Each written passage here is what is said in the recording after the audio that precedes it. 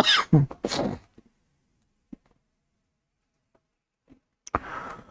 Evening everybody, let's crack UPSC CSE Hindi में आप सभी का भरपूर स्वागत है। सीसेट की हमारी पहली क्लास जो कि कैलेंडर थी, हमने कंप्लीट कर दिया था रीजनिंग का पहला टॉपिक। आज हम सीसेट की दूसरी क्लास में कंप्लीट करेंगे रीजनिंग का दूसरा टॉपिक पासा। मुझे उम्मीद है कि रीजनिंग की जो कक्षाएं हैं नेक्स्ट वीक में 2 से 3 हो जाएगी, तो जल्द ही रीजनिंग कंप्लीट होगा। और फिर हम मैथ्स भी ऐसे ही चाहते हैं कि एक ही क्लास हो 1.5 घंटे 2 घंटे 2.5 घंटे की, लेकिन वो कंप्लीटली सारी चीजों को कवर कर सके। आज सुबह भी हमने क्लास ली थी इंटरनेशनल ऑर्गेनाइजेशन पर, उस क्लास को भी कंप्लीट करिएगा क्योंकि वहां से भी यूपीएससी कई बार सवाल पूछ चुकी है और पूछती रहती है। वो सारे सम्मेलन, सारे संगठन आपको एक ही जगह पर आसानी से मिल जाएंगे। आइए शुरुआत करते हैं सीसेट में रीजनिंग का दूसरा टॉपिक डाइस पासे से। पासे से पिछले साल सवाल नहीं था, लेकिन इस बार सवाल की मुझे लगभग गारंटी सी लग रही है। तो लगभग 99% पॉसिबिलिटी है कि इस बार पासे पर सवाल आना चाहिए, तो इस पर ध्यान देते चलिएगा। मंथली करंट अफेयर के नोट्स नहीं, मंथली करंट अफेयर अब कंप्लीट होगा बचे हुए महीनों का, पर अभी तब तक रीजनिंग पर बातचीत करते हैं।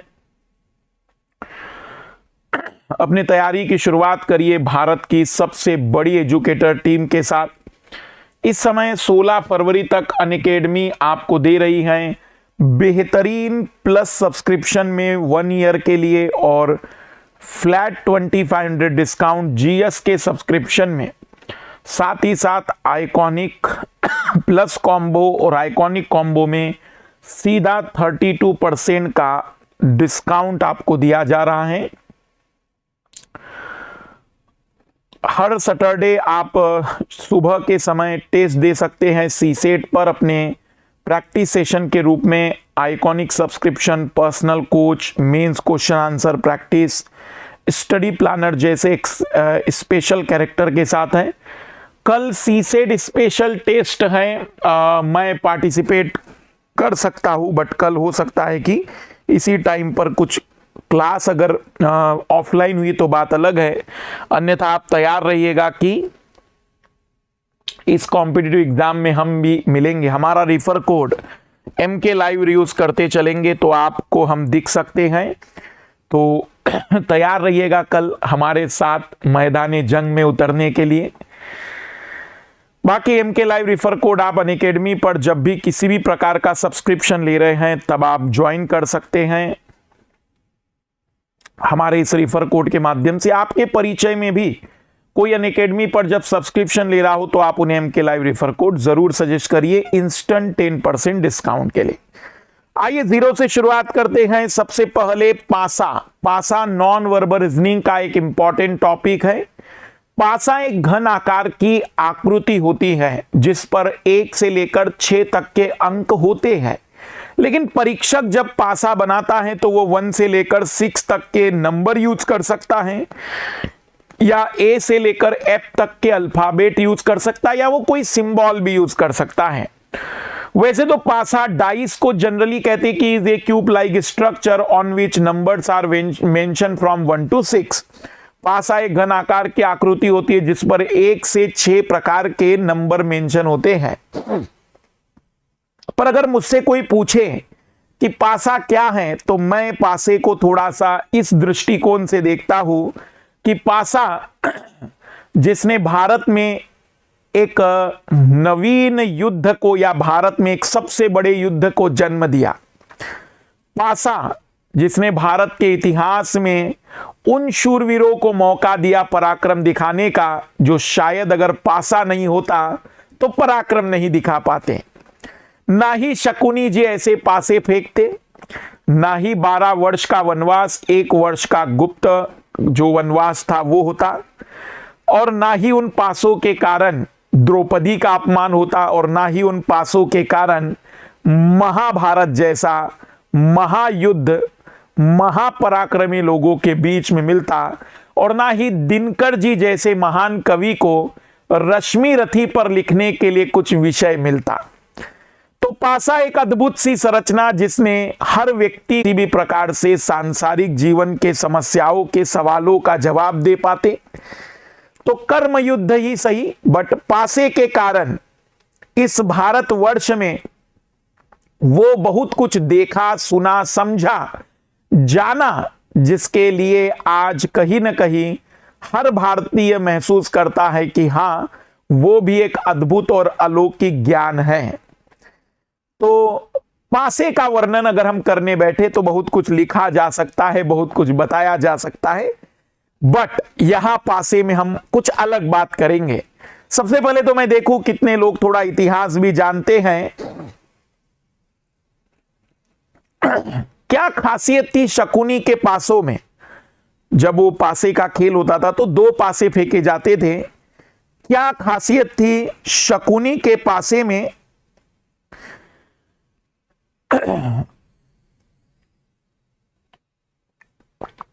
नहीं आदर्श, डेली क्लास नहीं होगी मॉर्निंग में, सैटरडे संडे हम फ्री रहते हैं।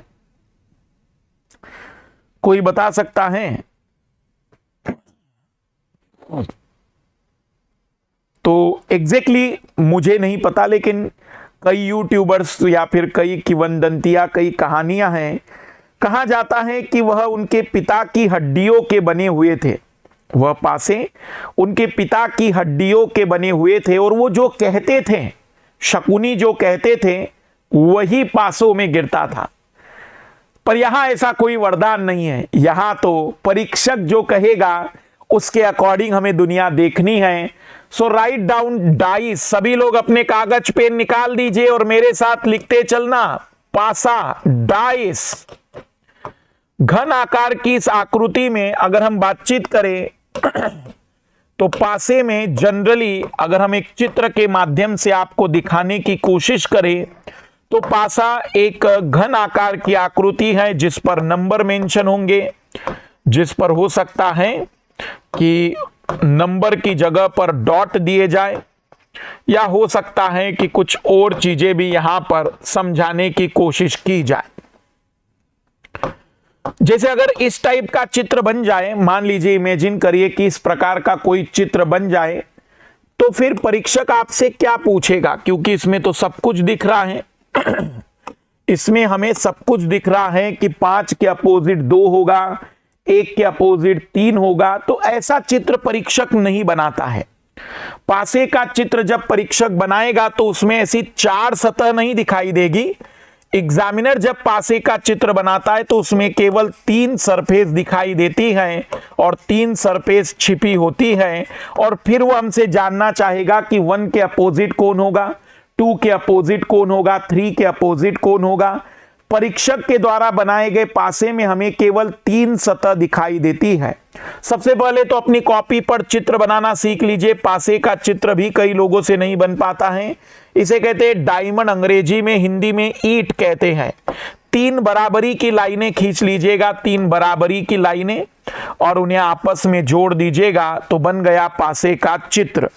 तो पासे में हमें जो चित्र दिया जाएगा वो कुछ इस प्रकार का होगा जिसमें केवल 3 सतह दिखाई देगी। लेकिन यहां समझने वाली बात एक और है, ये जो 3 चीजें आपको दिखाई देगी, यह तीनों सतह एक दूसरे की निकटतम सतह होती है। ये एक दूसरे की एडजेसेंट सरफेस होती है। Adjacent, this is the adjacent surface, निकटतम सतह होती है। तो इसका मतलब क्या हुआ? क्या पासे में और भी कोई सरफेस होती है? जी महोदय, इधर ध्यान देना। मैं आपको पासे में कुछ बातें समझा रहा हूं। अभी मेरे पास पासा तो नहीं है, लेकिन मेरे पास एप्पल टीवी है। लोग कहते हैं ना कि मेरे पास ये है वो है, तो वैसे ही मेरे पास एप्पल टीवी है जिसके माध्यम से मैं समझाने की कोशिश कर रहा हूं। मान के चलिए कि ये पासा जैसा स्ट्रक्चर है, तो आप अगर ध्यान से देखेंगे कि यह ऊपरी सतह है तो ये उसके नीचे वाली अपोजिट सरफेस कहलाएगी। यह ऊपरी सतह के ठीक नीचे वाली अपोजिट सतह कहलाएगी। ये सामने के ठीक यहां वाली अपोजिट सतह कहलाएगी। लेकिन इस सतह का इस सतह के साथ, या इस सतह का इस सतह के साथ, इस सतह का इस सतह के साथ, या इसका इस सतह के साथ एडजेसेंट का संबंध होगा। इधर ध्यान दीजिएगा सभी लोग जरा प्लीज। मतलब पासे में एक सतह के विपरीत एक सतह होती है, जबकि पासे में निकटतम यदि हम बातचीत करेंगे तो 4 सतहें एडजेसेंट होती हैं, 4 सतहें निकटतम होती है। पहला पॉइंट। 783 लोग देख रहे और लाइक कम है, अच्छा नहीं लगता है मुझे। बताइए कि कहीं पर मुझे 1% भी बता देना, कहीं बचत की हो मैंने मेहनत करने में तो। पर आइए इधर ध्यान दीजिएगा, थोड़ा सा पुण्य कर लिया करिए, शाम का समय है, शनिवार का दिन है। तो पासे में एक सतह के विपरीत एक सतह होती है और उसके निकटतम 4 सतहें होती हैं। So write down the first point. पहला पॉइंट लिखेंगे, सभी लोग मेरे साथ नोट करते चलेंगे कि इन द डाइस, पासे में एक सतह के विपरीत एक सतह होती है। In the dice one surface is opposite to any one surface. पासे में एक सतह के विपरीत एक सतह होती है, जबकि निकटतम 4 सतहें विद्यमान होती हैं। पासे में एक सतह के विपरीत एक सतह होती है, जबकि निकटतम 4 सतहें विद्यमान होती हैं। मुझे जरा बताते चलिएगा कि ये पॉइंट समझ में आया या फिर वो इस चीज से समझाने की कोशिश करता हूं, शायद ये जल्दी समझ में आएगी। थोड़ा लाइट ऑन कर दिया है मैंने ताकि चीजें समझ में आ जाए। तो पासे में आप देख सकते हैं कि इस सतह के विपरीत एक सतह होगी और इस सतह के निकटतम, ये सतह निकटतम रहेगी, ये एडजेसेंट रहेगी, ये सतह एडजेसेंट रहेगी। तो पासे में एक सतह के निकटतम 4 सतहें होती हैं और एक सतह के विपरीत केवल एक सरफेस मानी जाती है। सबसे पहला पॉइंट कि एक सतह के विपरीत एक सतह होगी और निकटतम 4 सतहें होती हैं। लेकिन पासे का जो चित्र बनाया जाता है उस चित्र में केवल 3 निकटतम सतह दिखाई देती हैं, एक दूसरे की 3 एडजेसेंट सरफेस दिखाई देती हैं। इस सतह की 2 निकटतम दिख रही है, 2 निकटतम पीछे से है, वो नहीं दिखाई दे रही हैं। So in the dice one surface is opposite to any one surface while 4 adjacent surface are present. आपको मैं बता दूं कि इस दुनिया में पासा बेसिकली 2 टाइप का होता है। डाइस 2 पार्ट में क्लासिफाइड करते हैं, 2 प्रकार का डाइस माना जाता है। One is called standard dice, one is called standard dice, मानक पासा, and other one is called non standard dice, non standard dice, गैर मानक पासा। It is also called normal dice, normal dice, साधारण पासा, साधारण पासा। So standard dice, whenever you purchase the dice from the market, that times you can see from some particular rules certainly follow this dice. जब भी आप market से पासा purchase करेंगे तो आप देखेंगे कि वो जो पासा है ना, वो कुछ नियमों का पालन करता है, वो कुछ नियमों के अंतर्गत बंधा होता है और इसी कारण से उसे कहते हैं स्टैंडर्ड डाइस। आपके घर में भी पासा हो तो जरा देख लीजिएगा, आपके अपने घर में यदि पासा हो तो देख लीजिएगा, उस पासे में कुछ कंडीशन देखना अब मैं जो बताने जा रहा हूं वो होगी। So first write down standard dice, मानक पासा, मानक पासा। सच डाइस, ऐसा पासा, such dice in which sum of opposite surface और अपोजिट पेयर इज ऑलवेज 7। ऐसा पासा जिसमें विपरीत सतहों की संख्याओं का योग, ऐसा पासा जिसमें विपरीत सतहों की संख्याओं का योग हमेशा 7 होता है। Such dice in which sum of the opposite surface is always 7। आप अपने घर के उस पासे को यदि देखेंगे, कभी मार्केट से खरीद कर देखना, 2-3 रुपए का, 10 रुपए का मिल जाता होगा, तो उसमें 1 के अपोजिट 6 डॉट होंगे, 2 के अपोजिट 5 डॉट्स होंगे और 3 के अपोजिट में 4 डॉट होंगे, क्योंकि इसी सिचुएशन में sum of the opposite pair is always 7। That means मानक पासा बड़ा सिंपल है। मानक पासे में विपरीत सतहों की संख्याओं का योग 7 होता है। स्टैंडर्ड डाइस में 1 के अपोजिट 6 होगा, that it means in that case sum of the opposite pair is 7। 2 के अपोजिट 5 होगा, 3 के अपोजिट 4 होगा। Always remember in the standard dice sum of the opposite surface is always 7। विपरीत सतहों की संख्याओं का जोड़ हमेशा हमेशा 7 होता है। बट प्रॉब्लम क्या है? जहां प्रॉब्लम नहीं हो वही तो प्रॉब्लम है। प्रॉब्लम यही है कि एग्जामिनर आपसे यह सवाल नहीं पूछेगा, क्योंकि इसमें पूछने जैसा क्या बच गया।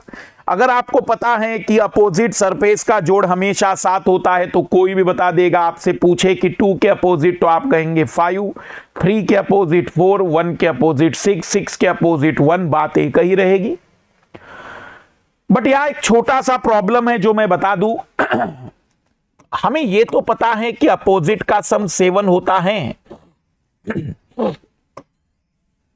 लेकिन यहां एक बड़ा प्रॉब्लम है। यहां एक बड़ा प्रॉब्लम है। हमें एग्जामिनर जो डायग्राम दे रहा है ना, डायग्राम, उस डायग्राम में कहीं अपोजिट पेयर नहीं दिख रही है, कहीं विपरीत जोड़ी नहीं दिख रही है। तो ये डायग्राम हम कैसे बता दें कि स्टैंडर्ड है क्या नहीं है, क्योंकि अपोजिट तो दिखता ही नहीं है। तो जनरली माना जाता है कि अगर एग्जामिनर एक क्वेश्चन में 2 या 3 डायग्राम आपको दिखाता है, ध्यान से सुनना, एक क्वेश्चन में जब पासे पर क्वेश्चन बनेगा तो एक क्वेश्चन में 3 to 4 डायग्राम आपको देगा। अगर एडजेसेंट का कहीं पर भी सम 7 नहीं आए सारे डायग्राम में, तो समझ जाना कि वो स्टैंडर्ड डाइस है। फिर जैसे यहां चेक करिए, 5 and 4 9, 5 and 1 6, 1 and 4 5, कहीं पर भी सम नजदीक का 7 नहीं होगा। कंफ्यूज मत होइए। स्टैंडर्ड में अपोजिट तो गारंटेड 7 होता है, बट नजदीक कभी 7 नहीं होता है। और अगर किसी भी डायग्राम में, एक में नहीं, एक क्वेश्चन के अंदर आने वाले सभी डायग्राम में, please point to be noted milord, in all diagrams, सभी चित्रों में अगर आपको लगता है कि सम 7 नहीं आ रहा है नजदीक के किन्हीं भी 2 सरफेस का, तो आप कह देना कि फिर वो स्टैंडर्ड माना जाएगा। अपोजिट का जोड़ तो 7 होगा, लेकिन नजदीक का जोड़ कभी भी 7 नहीं होगा। So tell me, in the both diagram आप किसे कहेंगे कि वो स्टैंडर्ड है? ए और बी हैं, आप किसे स्टैंडर्ड कहेंगे?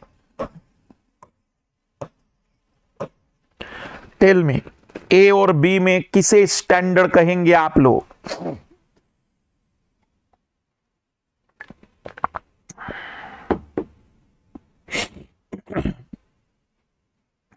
किसे आप स्टैंडर्ड कहेंगे कि that is the standard dice, मानक पासा कहेंगे? तेजी से कमेंट्स करते चलना।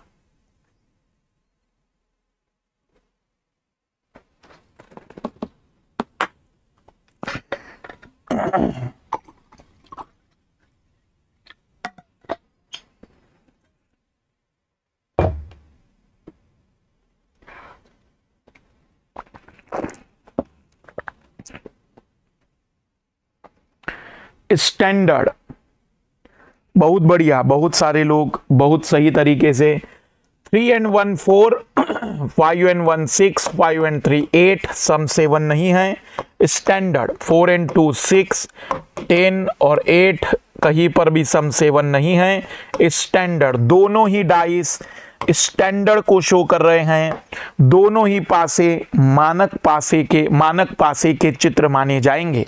अब सोचिए कि आपसे कोई पूछे now suppose examiner ask which one number is opposite to 3, तब मुझे बताइए कि अगर आपसे कोई पूछे कि 3 के अपोजिट क्या होगा, तो क्या ये सवाल कठिन है? भगवान करे ऐसे ही 10 सवाल आ जाए सी सेट में। तो बताइए 3 के अपोजिट क्या होगा, 3 के विपरीत क्या होगा, 3 के अपोजिट, 3 के विपरीत क्या होगा?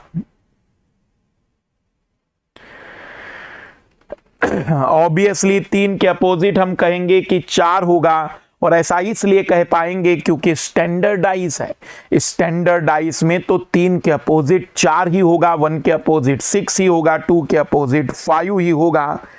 बट एग्जामिनर हमें सवाल जो पूछता है वो नॉन स्टैंडर्ड के, वैसे भी जिंदगी में स्टैंडर्ड लोग प्रॉब्लम क्रिएट नहीं करते हैं, नॉन स्टैंडर्ड लोग ज्यादा प्रॉब्लम क्रिएट करते हैं। So write down non standardise, गैर मानक पासा लिखिएगा, गैर मानक पासा। गैर मानक पासे की परिभाषा बड़ी अच्छी है। If in the dice sum of any two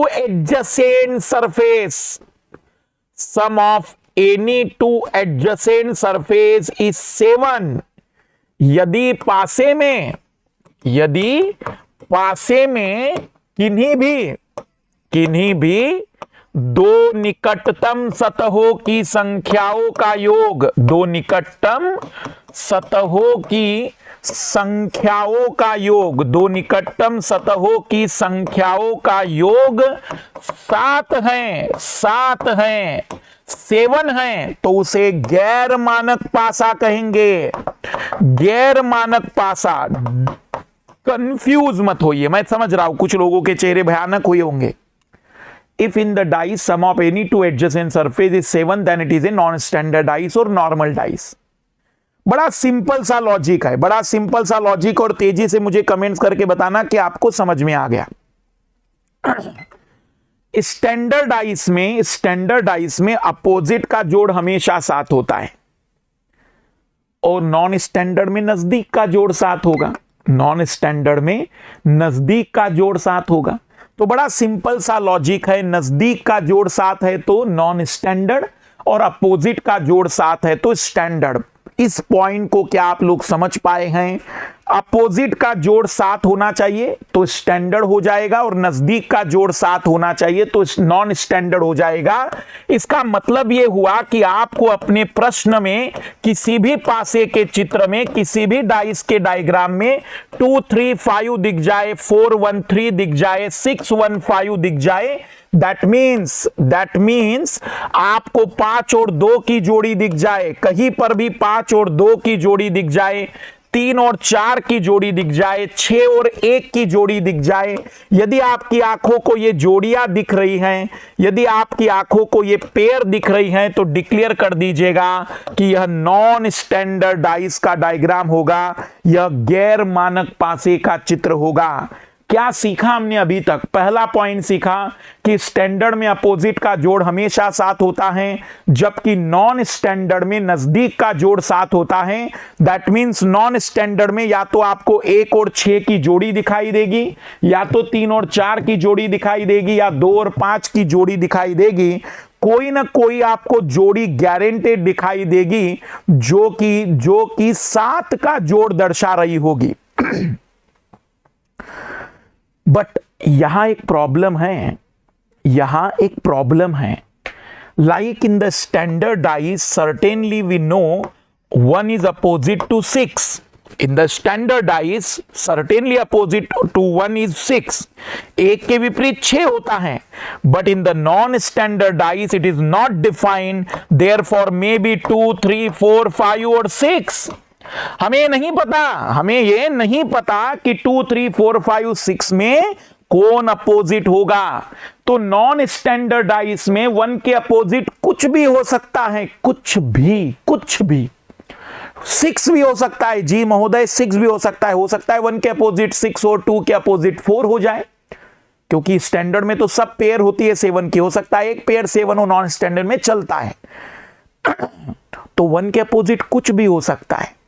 और इसीलिए महोदय एग्जामिनर इसी में से आपसे सवाल पूछता है।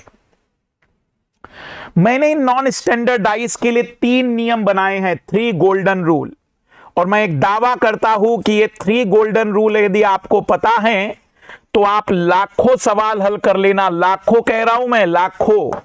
ये 3 गोल्डन रूल याद कर लेना, आपका एक क्वेश्चन भी गलत नहीं होगा।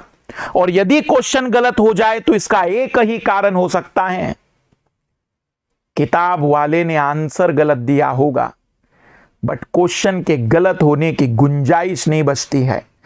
तो राइट डाउन 3 गोल्डन रूल, 3 मूलभूत नियम, 3 गोल्डन रूल। पहला नियम बड़ा खूबसूरत, पहला नियम एडजेसेंट रूल, निकटतम का नियम। Right down the first rule, निकटतम का नियम, adjacent rule, adjacent rule, adjacent rule. मेरी बात ध्यान से सुनना, मुझे एक बात बताइएगा, तेजी से जरा जवाब दीजिएगा। एक छोटी सी बात बताइएगा मुझे, पासे में मान लीजिए कि कोई पर्टिकुलर नंबर यहां लिखा गया है, तो पासे में वो पर्टिकुलर नंबर जो यहां लिखा गया होगा वो कहीं और भी होगा क्या? या पासे में किसी पर्टिकुलर नंबर का यूज कितनी बार होता है? मुझे बस इतना बताइए कि पासे में एक पर्टिकुलर नंबर का उपयोग कितनी बार होता है। How many times a particular number use in A dice. एक निश्चित संख्या का उपयोग कितनी बार किया जाता है पासे में? ऑब्वियसली एक बार किया जाता है। बस इसी बात को ध्यान में रखते हुए रूल बनाया गया है। Right down the rule first, in the dice adjacent number never come on the opposite surface. In the dice adjacent number never come on the opposite surface. पासे में जो संख्या निकटतम होती है वह कभी विपरीत नहीं हो सकती, वह कभी विपरीत नहीं हो सकती, विपरीत नहीं हो सकती। Adjacent number never come on the opposite surface. नियम पर गौर करना, बड़ा खूबसूरत सा नियम है। जो भी संख्या निकटतम होगी वह अपोजिट नहीं हो सकती। ऑब्वियसली भाई, एक बार निकटतम आ गई तो फिर से क्या अपोजिट में होगी? एक बार यूज हो गया फिर से थोड़ी यूज होगा। पासे में एक नंबर का यूज एक बार होता है, तो एक बार अगर एडजेसेंट में आ गई तो क्या फिर से वो अपोजिट आएगी? नहीं आ सकती।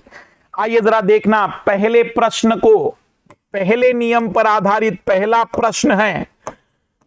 इन द गिवन डाइस डायग्राम, दिए गए पासे के चित्र में, which one number opposite to 3, दिए गए पासे के चित्र में 4 के अपोजिट कौन सी 3 के अपोजिट कौन सी संख्या होगी?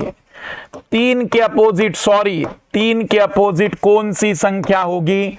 3 के विपरीत कौन सी संख्या होगी? अभी रुकना, जल्दबाजी मत करो प्लीज, मेरी बात को पहले समझने की कोशिश करना, मैं जो समझाना चाहता हूं। अभी कोई आंसर मत दीजिए, पहले सीखने पर गौर करिए। पहले तो मैंने चेक किया कि वह नॉन स्टैंडर्ड है या नहीं, तो 3 और 4 7, नजदीक का जोड़ 7 है, मतलब नॉन स्टैंडर्ड है, क्योंकि स्टैंडर्ड में तो अपोजिट का जोड़ 7 होता है। पहली बात हमेशा याद रखना कि एग्जामिनर आपको प्रश्न जब देगा ना, तो ऐसा बहुत बड़े अक्षरों में लिखेगा। नीचे पासे के 2 चित्रों को दिया गया है, वो एक ही पासे के 2 चित्र हैं, उसका अध्ययन कर ज्ञात कीजिए कि 3 के विपरीत क्या होगा। तो जरा सभी लोग मेरी बात ध्यान से सुनिएगा, ध्यान से सुनना सिखा रहा हूं मैं। मुझे नहीं पता कि 3 के अपोजिट क्या होगा, नहीं पता हमें कि 3 के अपोजिट क्या होगा, लेकिन ये गारंटी है कि 3 के अपोजिट ये नजदीक बैठे हुए नंबर नहीं आएंगे, मतलब 3 के अपोजिट 2 नहीं होगा, 4 नहीं होगा।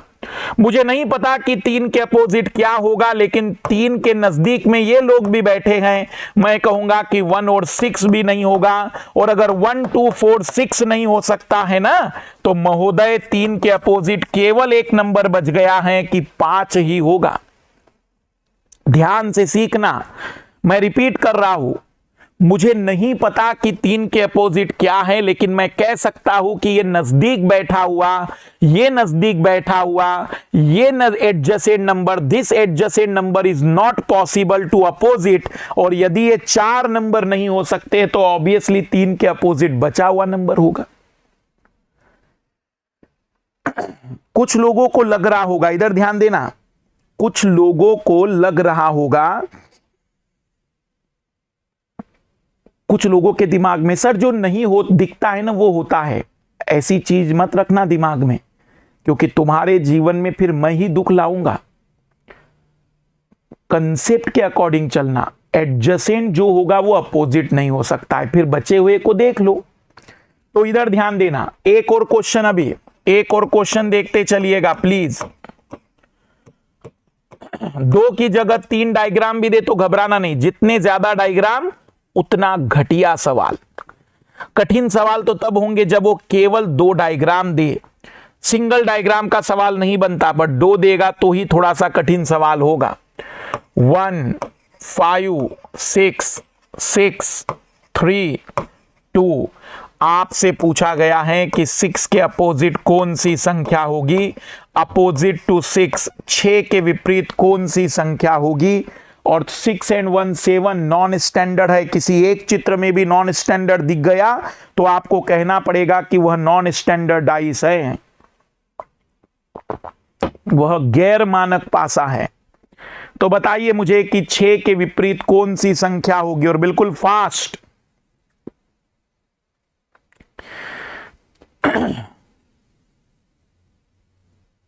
बहुत ही बढ़िया। हम कहेंगे कि सर 6 के अपोजिट गारंटेड, 6 के अपोजिट एक चीज तो श्योरली बताई जा सकती है कि 1 नहीं होगा, 5 नहीं होगा, 2 नहीं होगा, 3 नहीं होगा, 1 2 3 5 नहीं होगा। तो 6 के अपोजिट अगर कोई हो सकता है तो वह केवल और केवल 4 होगा।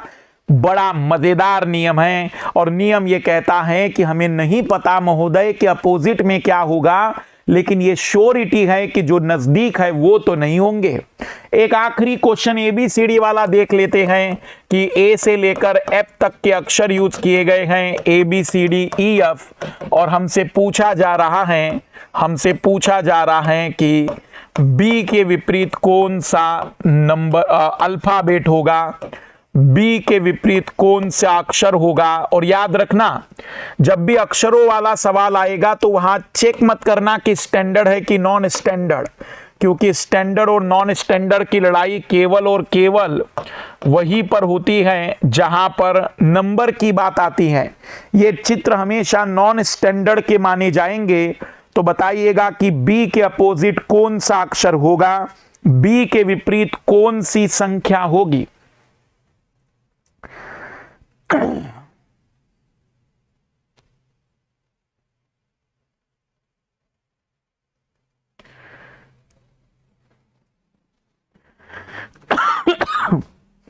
बहुत ही बढ़िया। हम कहेंगे कि सर हमें नहीं पता कि बी के अपोजिट क्या होगा, लेकिन सी नहीं हो सकता, डी नहीं हो सकता, ये ए नहीं हो सकता, ये एफ नहीं हो सकता, और यदि ए सी डी एफ नहीं हो सकते तो सर्टेनली बी के अपोजिट केवल और केवल एक ही अक्षर बच गया, ई।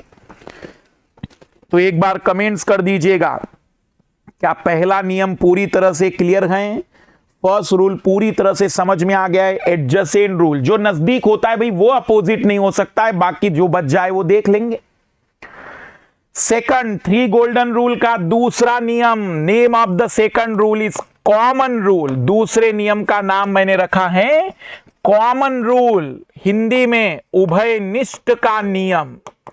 उभयनिष्ठ का नियम, इससे ज्यादा बढ़िया नियम पासे में कोई नहीं होगा, इससे ज्यादा खूबसूरत नियम डाइस में कोई नहीं होगा, लेकिन ये नियम सब जगह नहीं लगता है। तो लिखिएगा नियम क्या कहता है, नियम क्या कहता है। In the dice, if in the two diagram of dice, if in the two diagram of dice, 2 number is common, then remaining 2 numbers are always opposite to each other. यदि पासे के दो चित्रों में, यदि पासे के दो चित्रों में दो संख्याएं कॉमन हैं, यदि पासे के दो चित्रों में दो संख्याएं कॉमन हैं, दो चित्रों में दो संख्याएं कॉमन हैं, तो शेष बची दोनों संख्याएं हमेशा एक दूसरे के विपरीत होगी। तो शेष बची दोनों संख्याएं हमेशा एक दूसरे के विपरीत होगी। If two number is common in the two diagram of dice, then remaining two number is always opposite to each other। बहुत ही सिंपल नियम है, बहुत ही सिंपल रूल है, बट इस रूल की प्रॉब्लम है कि ये रूल केवल तभी लगेगा जब आपके पास दो पासों में दो डायग्रामों में दो नंबर कॉमन होने चाहिए।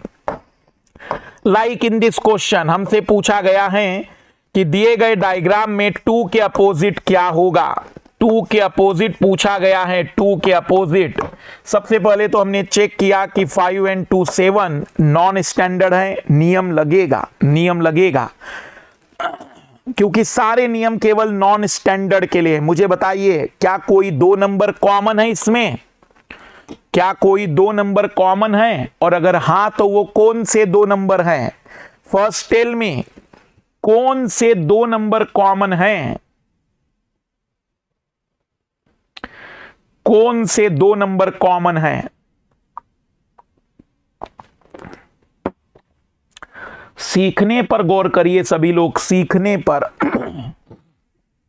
तो आप कहेंगे सर 3 and 5, 3 and 5 ये दो नंबर कॉमन है। नियम कहता है कि अगर दो लोग कॉमन हैं तो बचे हुए दोनों एक दूसरे के अपोजिट होंगे। हम दावे के साथ कह सकते हैं कि 2 के अपोजिट 4 होगा, 2 के विपरीत 4 होगा। इससे जल्दी उत्तर पासे में और कोई नियम नहीं ला सकता है। इसीलिए हमेशा पहली प्रायोरिटी इस नियम की रखिएगा कि सबसे पहले इस नियम से उत्तर निकल जाए। अब वे लोग जो ये सोचते थे कि जो नहीं दिखता है वो आंसर होता है, तो यहां तो 1 भी नहीं दिख रहा है और 6 भी नहीं दिख रहा है, बट आंसर आप देख सकते हैं कि 4 है। इसलिए कंसेप्ट के अकॉर्डिंग चलिएगा। मैं रिपीट कर दे रहा हूं, अगर दो लोग कॉमन है तो बचे हुए दोनों एक दूसरे के अपोजिट होंगे।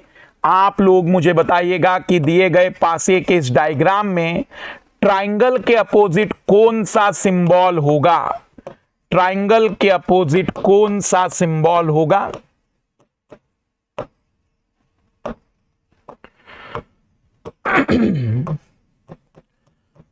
ट्राइंगल के अपोजिट कौन सा सिंबल होगा? ट्राइंगल के अपोजिट क्या आएगा? बड़ा सिंपल है, बहुत ही सिंपल है।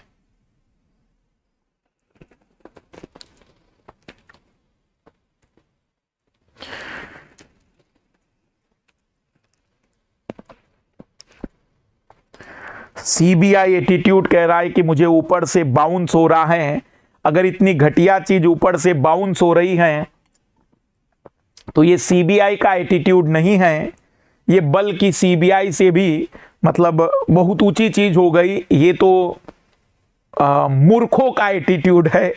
पहला नियम हमने बताया कि पासे में जो नजदीक होता है वो अपोजिट नहीं होगा, और दूसरा नियम बताया कि अगर दो लोग कॉमन है तो बचे हुए दोनों अपोजिट होंगे। दिमाग खुलना क्या इसमें? सोचो कि ये नियम किसी को समझ में ना आए तो आप उसे क्या कहेंगे? क्या वो मनुष्य के 100 अरब न्यूरॉन वाला मनुष्य माना जाए? क्या वो 206 हड्डी और 639 मसल्स वाला एक शरीर माना जाए? क्या उसकी तंत्रिकाओं के न्यूरॉन में सोडियम और पोटेशियम की कमी मानी जाए? क्या माना जाए कि इस घटिया से कंसेप्ट को समझ नहीं पा रहा हो?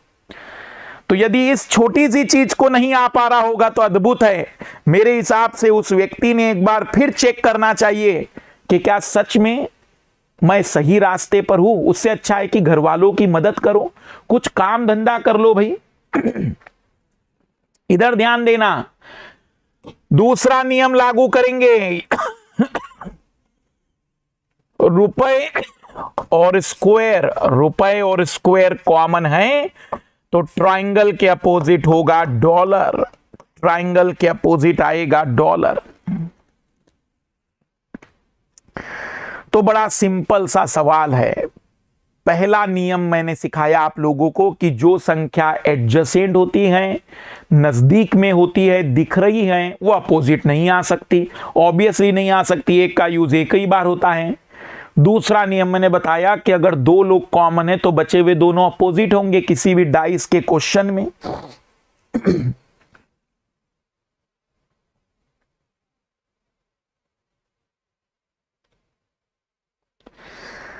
अब जरा गौर करते हैं तीसरे नियम पर। तीसरे नियम को मैं ब्रह्मास्त्र कहता हूं, ब्रह्मास्त्र। मेरी बात ध्यान से सुनना। थर्ड रूल, इसे मैं पासे का ब्रह्मास्त्र मानता हूं। आज तक मतलब आज 12 साल हो गए इस टॉपिक को कंटिन्यूअसली मुझे पढ़ाते हुए, लाखों स्टूडेंट्स को, लाखों कह रहा हूं मैं, लगभग 2.5 मैंने अभी तक नहीं, कुछ तो 18 से 20 लाख स्टूडेंट्स को पढ़ाया होगा। और उन भीड़ में से आज तक कोई ऐसा स्टूडेंट नहीं रहा जो डाइस में कोई ऐसा सवाल लेकर आए जो मेरे तीसरे नियम से हल ना हो।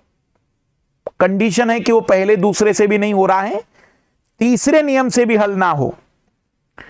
इसे मैं ब्रह्मास्त्र कहता हूं। और यदि आप में से कोई व्यक्ति ऐसा सवाल लेकर आ जाए जो तीसरे नियम से हल ना हो, तो वो सवाल गलत होगा। ऐसा हो नहीं सकता, ऐसा हो नहीं सकता कि वो सवाल हमारे तीसरे नियम से हल ना हो। तीसरे नियम का नाम है रोटेशनल रूल, घूर्णन का नियम। रोटेशनल रूल, घूर्णन का नियम। रोटेशनल रूल, घूर्णन का नियम। रोटेशनल रूल, घूर्णन का नियम।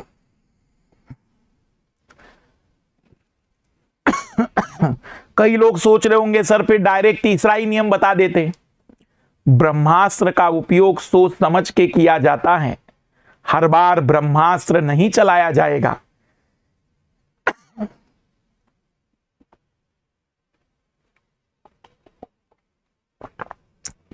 देखो मैं आपको ये कॉन्फिडेंस क्यों दे रहा हूं, मेरी बात ध्यान से सुनना। ये कॉन्फिडेंस अपने पास रखा करिए। मैं आपको एक छोटा सा उदाहरण दे रहा हूं। मैंने अपनी पिछली क्लास डायस में भी ये बात बताई थी कि जब भी कोई काम करो तो कॉन्फिडेंस थोड़ा सा अच्छा रखो, एटीट्यूड अच्छा पॉजिटिव रखो कि हां करेंगे, क्यों नहीं कर सकते हैं। कई सारे लोग अपने कॉन्फिडेंस के न रखने के कारण बहुत सारी नेगेटिव एनर्जी लेकर आ जाती है। जैसे आपसे कई बार जब तैयारी करते होंगे ना, तो कई सारे लोग आपसे मुलाकात करते होंगे। वो भले ही यूपीएससी के बारे में न जानते हो, आईएएस के बारे में न जानते हो, लेकिन तुम्हारे उस जवाब में कि तुम आईएएस की तैयारी कर रहे हो, तुम्हें जांचेंगे, वो तुम्हें आंकेंगे और तुम्हें बार बार कई सवालों से घेरेंगे। तुम्हें ऐसे सवालों से बचना यदि है तो कॉन्फिडेंस तुम्हारी बहुत मदद करेगा। थोड़ा एटीट्यूड और कॉन्फिडेंस रखना उन गरीब लोगों से निपटने के लिए। कुछ गरीब तुमसे पूछ लेंगे कि बताओ तुम आईएएस बनना चाहते हो, ग्रेजुएशन में कितने नंबर थे, तो वहां पर ग्रेजुएशन के असली नंबर और मार्कशीट नहीं दिखानी है, कॉन्फिडेंस होना चाहिए बोलने का। 83.7% थे, गलती से 83.7 आ गए, बड़ा दुख है मुझे, नहीं तो 90 का टारगेट लेकर बैठा था मैं। आखिरी के 2 पेपर में तबीयत खराब हो गई, नहीं तो 90% का प्लानिंग था मेरा। तो कुछ लोग जिनका ग्रेजुएशन कंप्लीट नहीं हुआ होगा, उनसे वो 12वीं के परसेंट पूछ लेंगे, जबकि यूपीएससी में इन प्रतिशत का कोई लेना देना नहीं। 12वीं के परसेंट पूछे तो 95 से नीचे मत उतरना। अरे सच में ना सही, झूठ में ही सही, 95 का फील तो कर लो। 95%, 95, 96, ताकि वह गरीब व्यक्ति तुम्हें फिर और घेरने की कोशिश ना करे। क्योंकि भारतीय समाज है, मैं बता चुका हूं, भारतीय समाज है। भारतीय समाज में जैसे मान लो मान लो कि एक स्टूडेंट है जिसके ग्रेजुएशन में 35% आए हैं, ग्रेजुएशन में 35% आए हैं और वो यूपीएससी की तैयारी ईमानदारी से कर रहा हो, तो आपको लगता है कि कोई परिवार आसपास के लोग कहेंगे कि बहुत बड़ी हिम्मत है तुम में, 35% ग्रेजुएशन में होकर भी तुमने इतना बड़ा ख्वाब देखा, अच्छी बात है? नहीं, वे सब के सब कहेंगे कि अपने आप को देख तो लो, तुम्हें लगता है कि तुमसे कभी आईएएस हो पाएगा, तो वो मनोबल गिराएंगे। तो ऐसे लोगों के मनोबल को गिराने का बढ़िया तरीका है कि एक कॉन्फिडेंस वाला मनोबल ऐसा दिखे कि सामने वाला व्यक्ति कुछ पूछ ही ना पाए। मैं तुम्हें एक अपना अनुभव बताता हूं, शायद मैंने इसके पहले भी बताया था। कई बार तो जो लोग मुझसे मिलने आते हैं और अचानक उनको पता चले कि मैं यूपीएससी के विद्यार्थियों को पढ़ाता हूं, पिछले 12 वर्षों में इतने विद्यार्थियों का सिलेक्शन मैंने करवाया है, तो वो मुझ पर भी डाउट करते हैं और वो क्या कहते हैं कि आपने क्या किया है। वो ठीक है आप पढ़ाते, लेकिन आपने क्या किया है। मतलब उनके लिए जरूरी है कि पहले मैं कुछ भयानक सा उनको डिग्री बताता और फिर उनको यकीन आता कि हाँ ये कुछ जादुई चीज हुई। बट आपने पिछले 12 सालों में इतने स्टूडेंट निकाले, तो कॉन्फिडेंस बहुत बड़ी चीज है। तो ऐसे लोगों से बचने के लिए आप अपने सच्चाइयों को सामने मत आने दीजिए। वो गरीब लोग हैं, उनको उन्हीं के अनुसार उत्तर देकर आगे बढ़िए। आइए नियम पर लौटते हैं। रोटेशनल रूल, घूर्णन का नियम क्या कहता है महोदय? ये नियम नोट करेंगे सभी लोग। If only one number is common, if only one number is common in the two diagram of dice, यदि पासे के दो चित्रों में, पासे के दो चित्रों में, लिखते चलेंगे मेरे साथ, दो चित्रों में केवल एक संख्या कॉमन हो, एक संख्या कॉमन हो, कॉमन हिंदी में उभयनिष्ठ हो, तब then move with the common number, move with the common number in the both diagram, then move with the common number in clockwise direction, in clockwise direction in the both diagram। यदि पासे के दो चित्रों में केवल एक संख्या common उभयनिष्ठ हो, तब पासे के, तब कॉमन संख्या के साथ,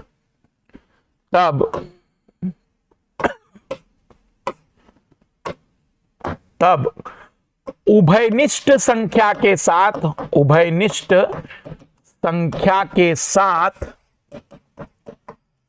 घड़ी की दिशा, घड़ी की दिशा मतलब घड़ी के सुइयों की दिशा में घूमिए दोनों चित्रों में, दोनों चित्रों में।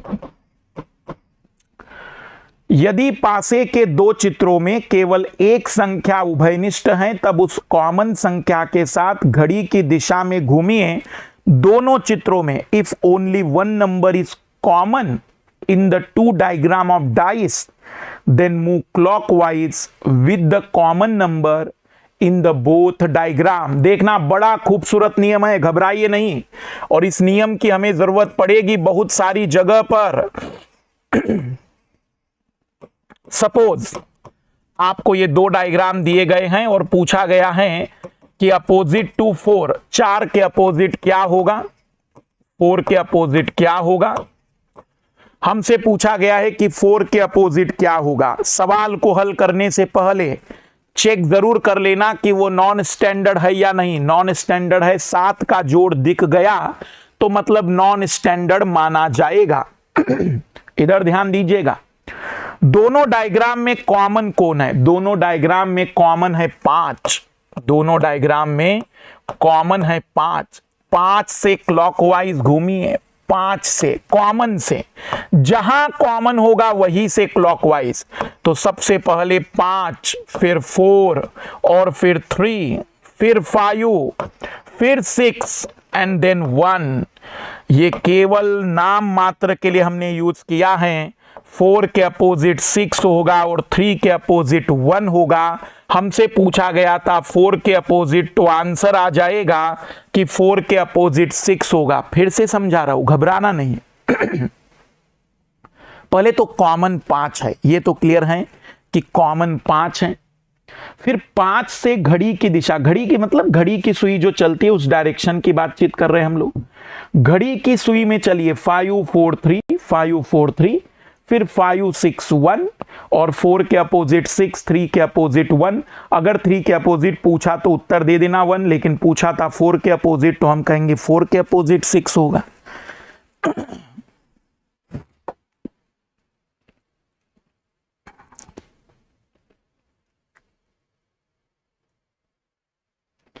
अब जरा इधर ध्यान देना सभी लोग।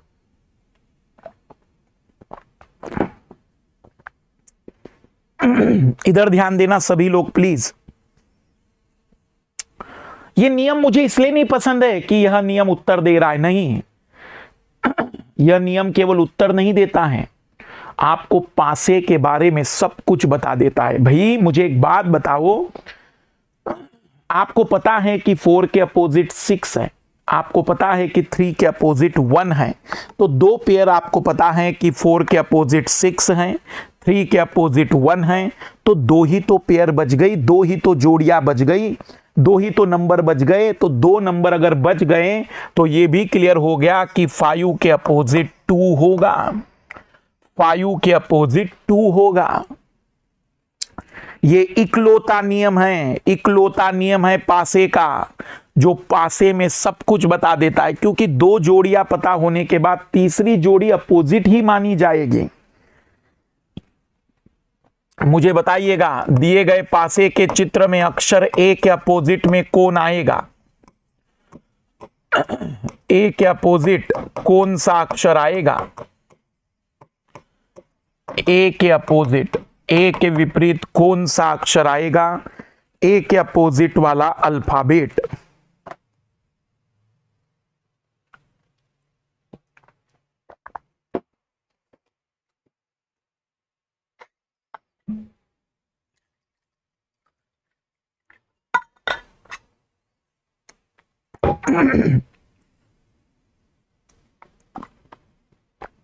तो मैं तीनों नियम क्लियर कर दूंगा एक बार रिवाइज करके। पर अभी एक और इंपॉर्टेंट बात ऐसी बची है कि आप पढ़ा सको किसी को पासा, आप डाइस किसी को पढ़ा सके, एक ऐसी बात अभी मैं आपको बताऊंगा।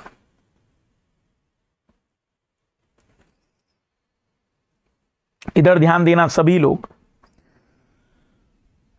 हम कहेंगे कि ऑब्वियसली कॉमन दोनों में जो अक्षर हैं वो एफ है, तो एफ से क्लॉकवाइज FEA,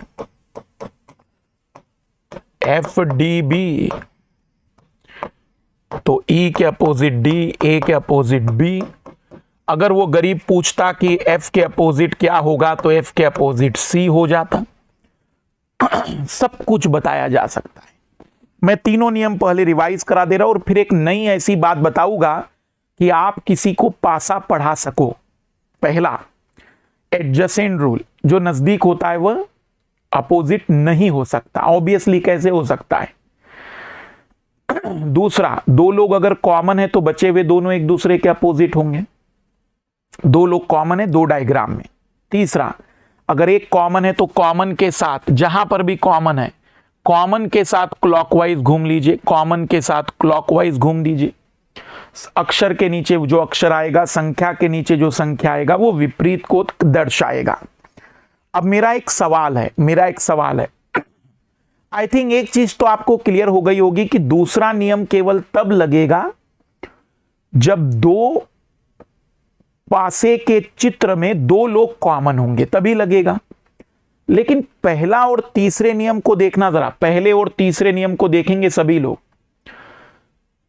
पहला नियम, पहले नियम में देखना कॉमन एक ही नंबर था। पहले नियम में एक कॉमन ही नंबर था। पहले नियम में देखना, पहले नियम में भी एक कॉमन नंबर था। पहले नियम में देखना एक ही कॉमन था। और तीसरे नियम में भी देखो, तीसरे नियम में भी देखो कि एक नंबर कॉमन है। तीसरे नियम में भी देखो कि केवल एक नंबर कॉमन है। तो ये कैसे पहचान में किया जाए? जैसे भाई मुझे पता है, मैं तो सवाल देखते ही बता सकता हूं कि ये नियम लगेगा। ये मुझे कैसे पता चल जाता है कि कहां कौन सा नियम लगेगा, कहां कौन सा नियम लगेगा? ये कैसे पता चलेगा कि कहां कौन सा नियम? पहला और तीसरे में झगड़ा है बस। प्रॉब्लम पहला,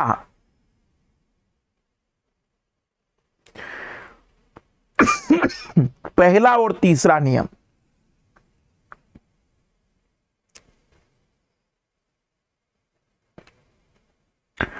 अभिमन्यु विश्वास ने कहा कि अगर उभयनिष्ठ के विपरीत पूछा जाए तो पहला नियम, कॉमन के विपरीत।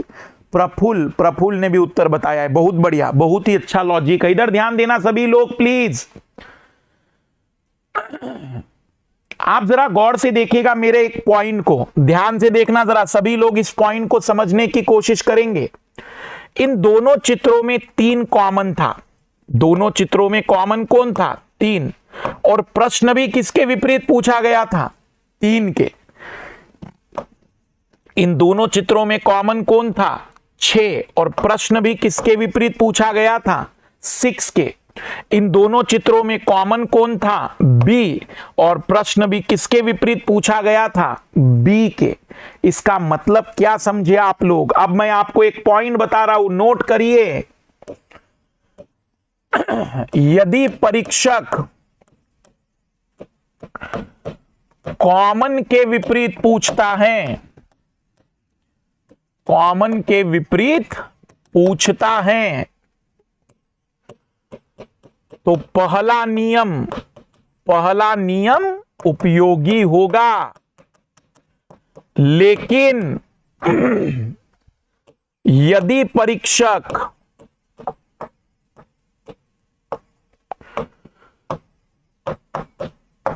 कॉमन के अलावा अन्य के विपरीत पूछता है, अन्य के विपरीत पूछता है, तो तीसरा नियम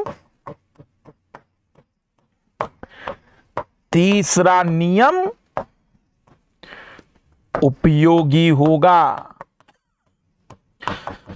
If examiner asks about opposite the common number, then use first rule. But if examiner asks opposite to the uncommon number, then use third rule.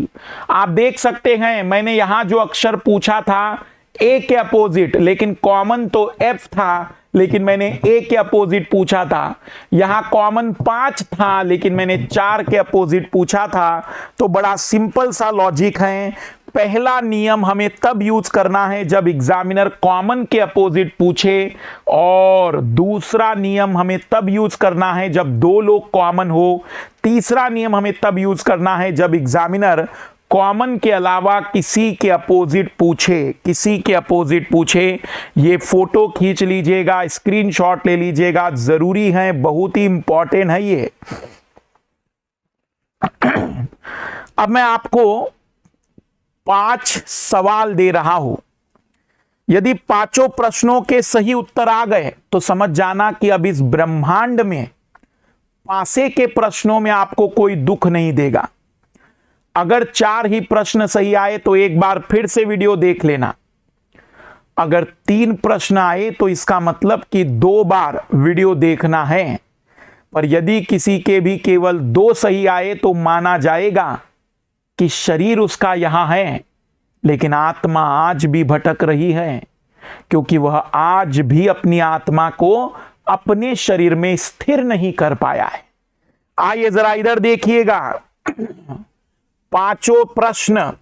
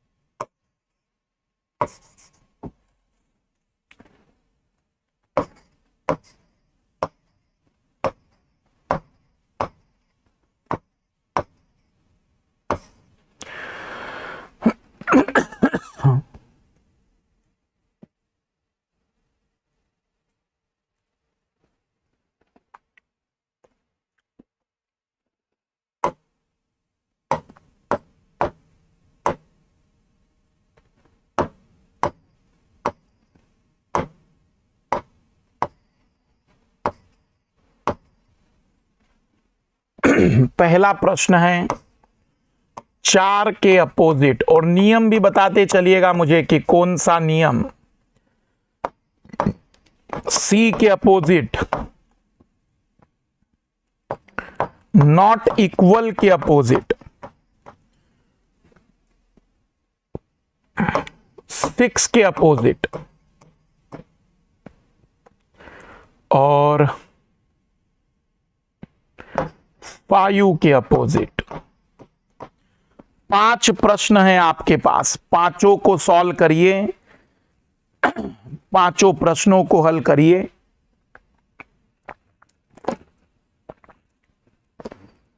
और बताते चलिए।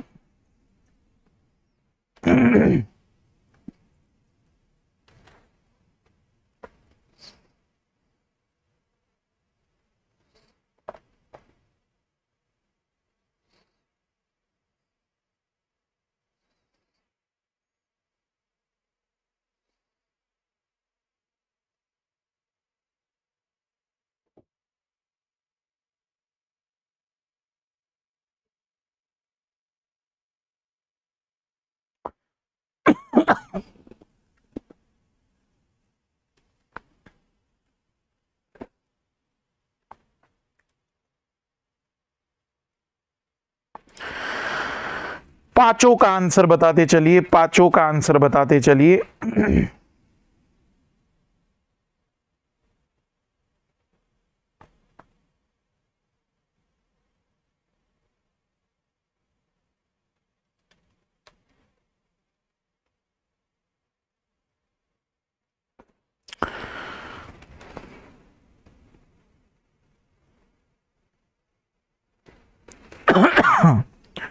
अभी हम इसमें कुछ और नए सवाल देखेंगे। अभी तो हमने केवल अभी ये बेसिक और ट्रेडिशनल सवाल देखे हैं।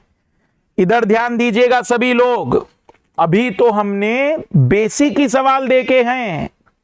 आइए देखते हैं पहले का आंसर, और पहले का आंसर 4 के अपोजिट पूछा है, कॉमन के अपोजिट पूछा है, और 4 और 3 7 मतलब एडजेसेंट का सम 7 मतलब नॉन स्टैंडर्ड है।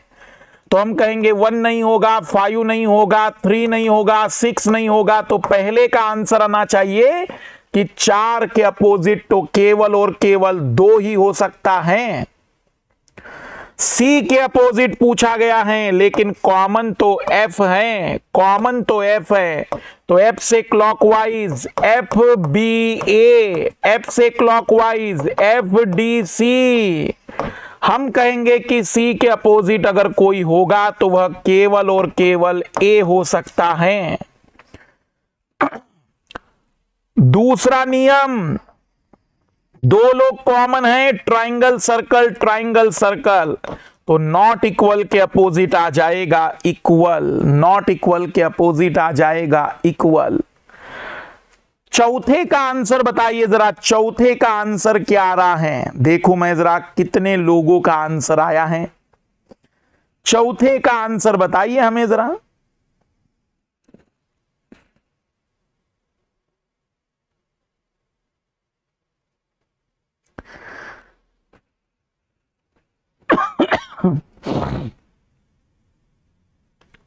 बताइए जरा, देखे कितने लोग आंसर तक पहुंचे हैं। फोर्थ का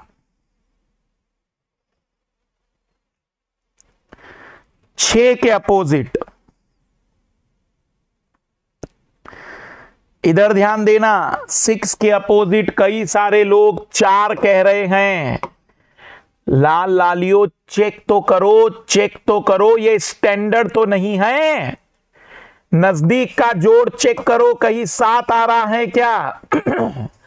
नजदीक का जोड़ देखो तो सही, कहीं 7 आ रहा है क्या? कहीं नहीं आ रहा है महोदय, ये स्टैंडर्डाइज है। मानक पासा था ये, मानक पासा, और मानक पासे के नियम नहीं होते हैं। मानक पासे में तो 6 के अपोजिट 1 ही होगा, मानक पासे में तो 6 के विपरीत 1 आएगा। 1 कैसे? क्योंकि मानक पासे में विपरीत का जोड़ हमेशा 7 होता है, तो 6 के अपोजिट 1 आएगा। जिन लोगों का 4 आया उन्होंने चेक नहीं किया है कि वो नॉन स्टैंडर्डाइज नहीं है, वो स्टैंडर्ड है, मानक पासा है। यहां पर 5 के अपोजिट मैं हमेशा ही ऐसे दो चित्र, कोई भी दो चित्र चुन लीजिए जहां तुम्हारा नियम लग रहा हो, और मैं कोशिश करता हूं दूसरा नियम। जैसे देखना 3 और 4, 3 और 4 कॉमन है, 3 और 4, 3 और 4 कॉमन है, तो 5 के अपोजिट 6 आएगा, सीधा उत्तर लिख सकते थे।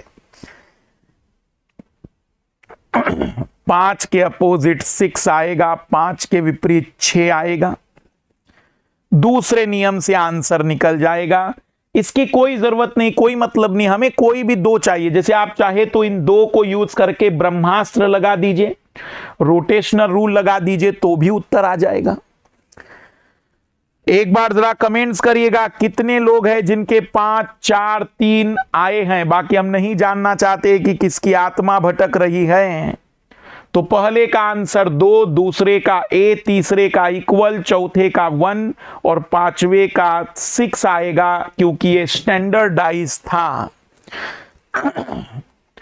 अब आइए मैं आपको कुछ नए सवालों से मुलाकात करा रहा हूं। एग्जामिनर को भी पता चल गया है आजकल, तो आजकल एग्जामिनर कुछ नए सवाल देने लगा है। जैसे कि ये सवाल छत्तीसगढ़ पीसीएस में आया हुआ सवाल था, ये बढ़िया प्रश्न पूछा था।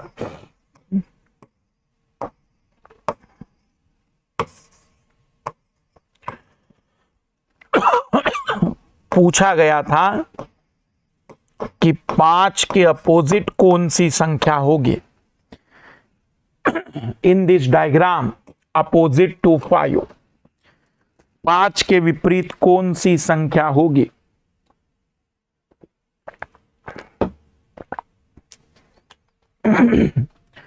पांच के अपोजिट कौन सी संख्या होगी?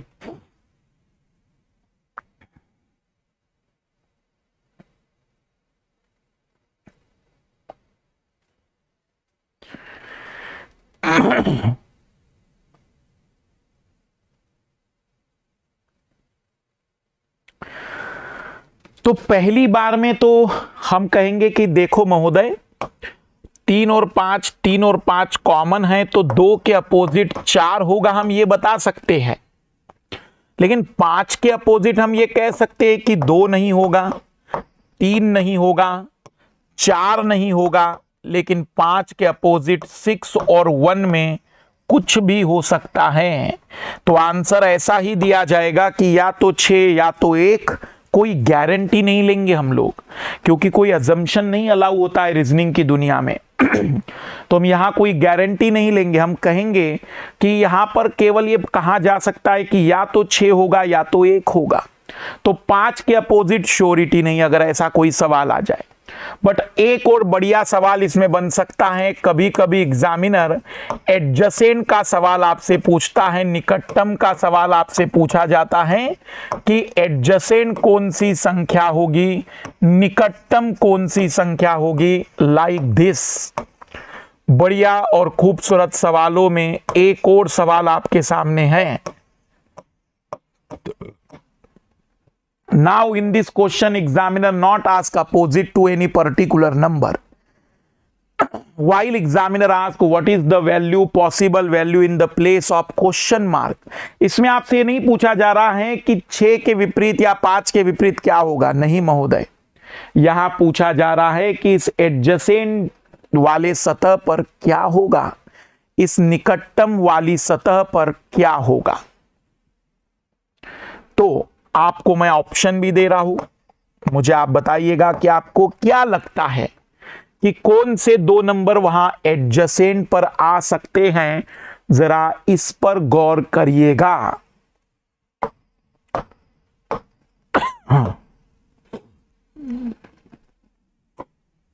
बढ़िया और खूबसूरत सवाल है ये।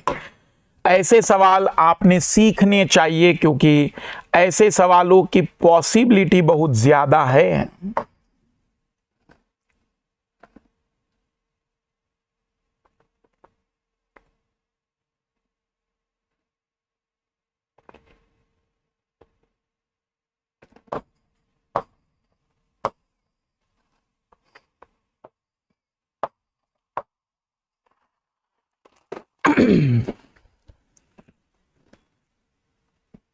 बताइए, ये नए सवाल है, अब ये नए पैटर्न है, इसमें हम सवाल देखेंगे, बड़े खूबसूरत सवाल बन सकते हैं इसमें।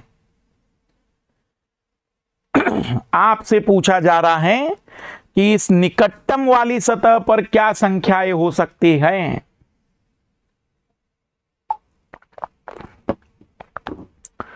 इस एडजेसेंट वाली जगह पर आंसर एबीसीडी के रूप में चुनिए और मुझे बताइए कि एबीसीडी के रूप में आपको क्या लगता है कि क्या आंसर होगा।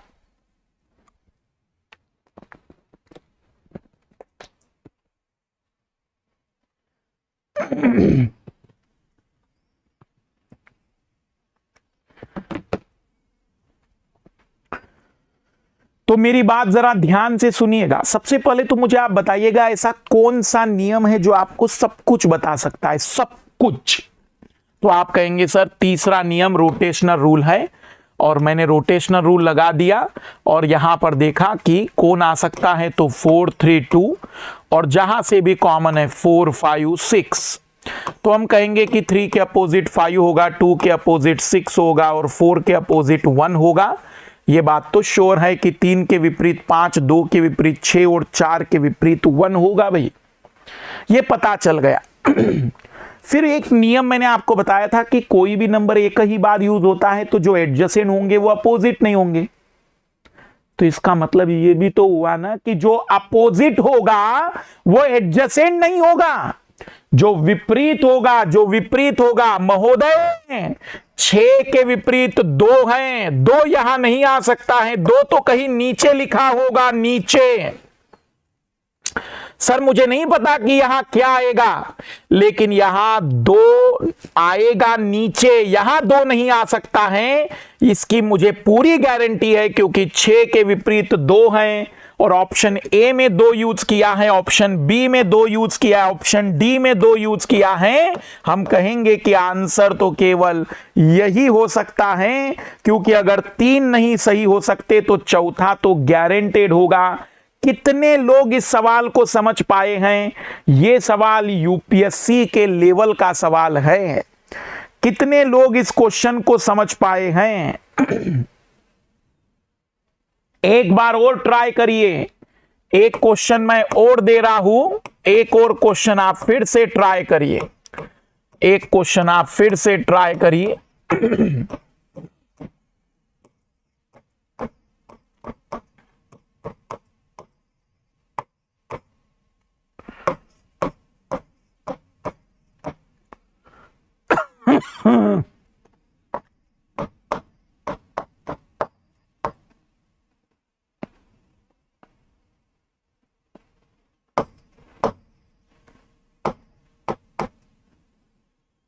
उस क्वेश्चन मार्क वाली जगह पर बताना है।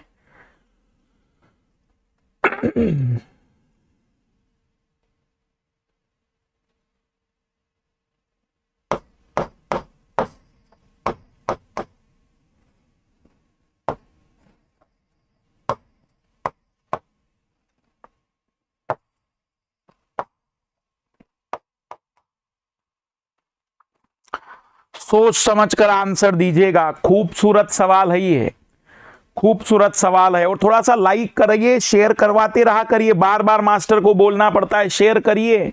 कल भी मैंने देखा कई बच्चे कमेंट्स कर रहे थे, नहीं सर हम शेयर नहीं करेंगे क्योंकि फिर सबको पता चल जाएगा। तो शेयर करिए, ऐसा ना करिए, मास्टर के लिए इतना तो कार्य कर दिया करिए।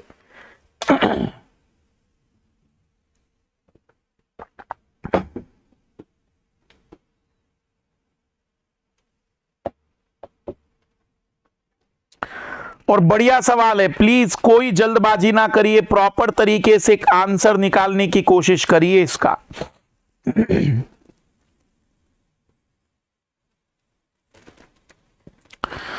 और मुझे रीजन दीजिएगा कि पहला क्यों नहीं, दूसरा क्यों नहीं, या जो भी आंसर आपका आ रहा है तो वो क्यों आ रहा है। इधर ध्यान दीजिएगा सभी लोग प्लीज। पहले तो मैं तीसरा नियम ब्रह्मास्त्र लगाऊंगा, और ब्रह्मास्त्र के लिए दोनों में कॉमन है F, तो आप कहेंगे सर FCA और FDB, तो हमें पता चल गया कि F के अपोजिट E होगा। D के अपोजिट C है, ये भी कंफर्म है सर, यहां C नहीं हो सकता है, कुछ भी हो जाए, कुछ भी हो जाए, कुछ भी हो जाए।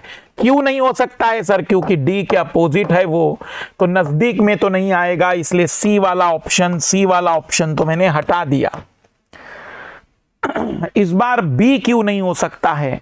तो ये दोनों सतह एक दूसरे की नजदीक की सतह है।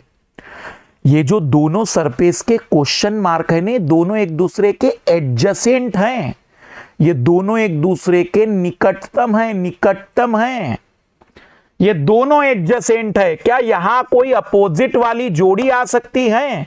क्या ये ABFE वाली जोड़ी यहां आ सकती है? नहीं, हम कहेंगे कि ये भी नहीं हो सकता है, क्योंकि F और E अपोजिट थे, ये अपोजिट यहां नजदीक में नहीं आ सकते हैं भाई।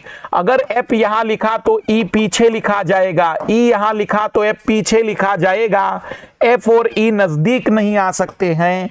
तो यदि 3 ऑप्शन गलत साबित हो गए तो चौथा आंसर होगा। कितने लोग इस सवाल को समझ पाए हैं? अब दोनों एग्जाम्पल के बाद कितने लोग अब इस सवाल को समझ पाए हैं? दोनों एग्जाम्पल के बाद। तो इस टाइप के भी सवाल इसमें बनाए जा सकते हैं। अब क्योंकि टॉपिक पूरा कंप्लीट करना है तो तेजी से लिखिएगा। ओपन डाइस, खुला पासा। अभी हमने जो देखा वो बंद पासा था, अब हम बात कर रहे हैं ओपन डाइस की, खुले पासे की। ओपन डाइस, खुला पासा, और खुले पासे में एग्जामिनर आपको डाइस का डायग्राम ओपन करके 6 सरफेस दिखाएगा और पूछेगा कि कौन सी सतह किसके अपोजिट है। तो आइए जानने की कोशिश करेंगे कि अपोजिट कैसे फाइंड आउट करेंगे किसी ओपन डाइस में, किसी खुले पासे में। विपरीत सतहें कैसे निकाली जा सकती हैं, यहां 1 2 3 ABCD कुछ भी यूज किया जा सकता है। फिलहाल में तो हम 1 से लेकर 6 तक के नंबर यूज कर रहे हैं। जनरली 6-7 टाइप के डायग्राम होते हैं इसमें, ओपन डाइस में, खुले पासे में। खुले पासे में केवल मेरा एक नियम याद रखना। क्या नियम है मेरा? In the open dice opposite surface always exist in straight line at the gap of 1 box. एक नंबर के गैप पर नहीं, 1 बॉक्स के। In the open dice, opposite surface always exists in straight line at the gap of 1 box. खुले पासे में विपरीत सतहें हमेशा सरल रेखा में विद्यमान होती हैं। हमेशा सरल रेखा मतलब या तो वर्टिकल या हॉरिजॉन्टल। एक बक्से के गैप पर, केवल एक बक्से के गैप पर, at the gap of 1 box. इधर ध्यान देना सभी लोग।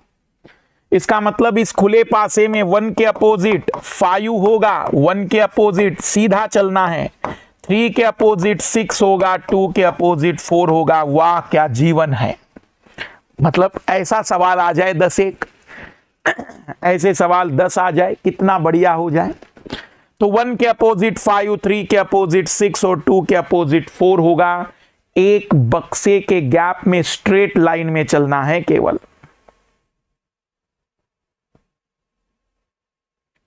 यहां पर 1 के अपोजिट 3, 1 के अपोजिट 3, 4 के अपोजिट 6, 1 के अपोजिट 3, 4 के अपोजिट 6 और 2 जोड़ियां अगर दिख गई ना, तो तीसरी ना भी दिखे तो अपोजिट मानी जाएगी, तीसरी जोड़ी ना भी दिखे तो अपोजिट मानी जाएगी, अपोजिट होगी, विपरीत मानी जाएगी।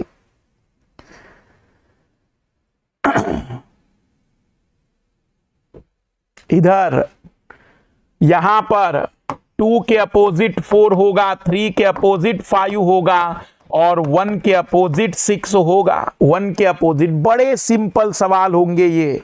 केवल इतना सा नियम पता चल जाए कि विपरीत सतह हमेशा सरल रेखा में होगी, वो भी एक बक्से के गैप पर, एक डब्बे के गैप पर। बट ऐसा नहीं कि केवल 3 चित्र होते हैं, अभी और 3 चित्र मैं दिखा रहा हूं और 3 डायग्राम दिखा रहा हूं ओपन डाइस में। कभी कभी एग्जामिनर ऐसे ओपन डाइस भी देता है आप लोगों को, ऐसे खुले पासे के चित्र भी देता है।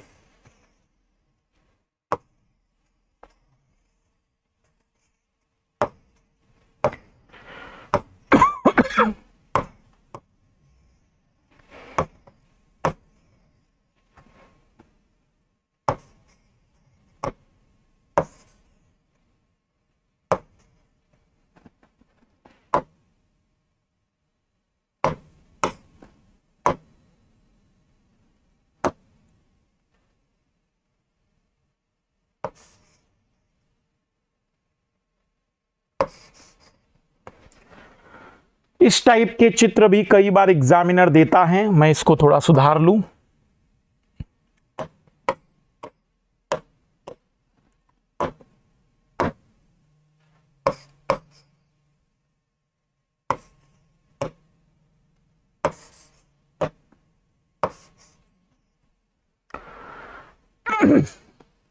और फिर कभी कभी एग्जामिनर ओपन डाइस में ऐसा भी चित्र दे सकता है, खुले पासे में ऐसा भी चित्र दे सकता है।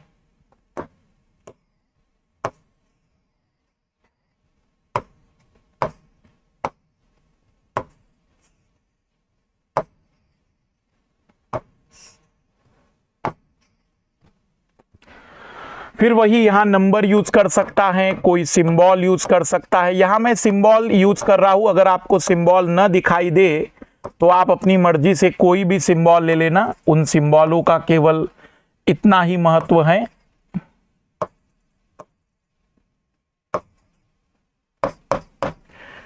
कि कोई ना कोई एक सिंबल हमें याद रखना है।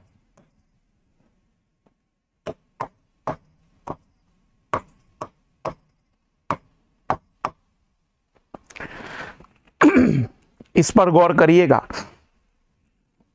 नियम बदलेगा नहीं, नियम परिवर्तित नहीं होगा, नियम चेंज नहीं होगा। तो पहले वाले पर आइए, पहले वाले का आंसर देख लेते हैं। हम कहेंगे कि खुले तौर पर दिख रहा है कि 1 के अपोजिट 5 होगा, 1 के अपोजिट 5 होगा, 2 के अपोजिट 4 होगा, 2 के अपोजिट 4 होगा। तो आप लोगों ने कभी लिफाफा देखा होगा, लिफाफा। जैसे सोचो कि मेरे पास एक पेपर है, आप सोचिए कि एक मेरे पास पेपर है, इमेजिन करिए कि पेपर का बना हुआ है। तो ये पेपर का बना हुआ है, तो मैंने इसको फोल्ड कर दिया, इसको मैंने फोल्ड कर दिया, वैसे ही इधर से भी फोल्ड कर दिया। सोचिए कि ऐसे हम अगर इसको फोल्ड कर दे, इमेजिन करिएगा मेरे साथ, तो अगर आप देखेंगे कि अगर आप इसको फोल्ड कर देंगे तो ये ट्राइंगल यहां 3 के ऊपर यहां आएगा। इसको आप फोल्ड करिए, 5 वाले को फोल्ड करिए तो ये ट्राइंगल यहां पर आएगा। यहां पर फोल्ड करेंगे तो ये ट्राइंगल यहां पर आएगा, और ये ट्राइंगल इस तरीके से 3 के ऊपर एक सरफेस बनाएंगे, और इस बार 3 के अपोजिट एक ऐसी स्पेशल सरफेस बनेगी जो 4 ट्राइंगल के जुड़ने से बनी होगी, 4 ट्राइंगल के जुड़ने से बनी होगी। 3 के अपोजिट 6 नहीं होगा, 3 के अपोजिट 6 नहीं होगा, बल्कि 3 के अपोजिट ये चारों ट्राइंगल होंगे। इस बार इस एग्जामिनर ने क्या किया है, इस बार इस एग्जामिनर ने इसको ऐसा क्रॉस लगाया है, इस एग्जामिनर ने ऐसा क्रॉस लगाया है। मतलब अगर मैं आपको दिखाना चाहूं तो इस एग्जामिनर ने इस तरीके से क्रॉस लगाने की कोशिश करके इस ट्राइंगल को इस तरीके से बनाने की कोशिश की है। इसका मतलब एक सरफेस को 4 ट्राइंगल में कट कर दिया है। तो वैसे ही 1 के अपोजिट 5 होगा, 2 के अपोजिट 4 होगा, और इस बार देखना इस वाले स्क्वायर को फोल्ड करेंगे तो ये वाला हिस्सा यहां पर आकर गिरेगा, ये वाला हिस्सा यहां पर आकर गिरेगा, ये वाला हिस्सा यहां पर, और ये वाला हिस्सा यहां पर। और इस बार 3 के अपोजिट में आपको ये सरफेस दिखाई देगी इस तरीके से। यहां पर नॉट इक्वल आएगा, यहां पर परसेंटेज आएगा, यहां पर ट्राइंगल आएगा, और यहां पर सर्कल आएगा। तो हम कहेंगे कि 3 के अपोजिट ये चारों के चारों डायग्राम आएंगे।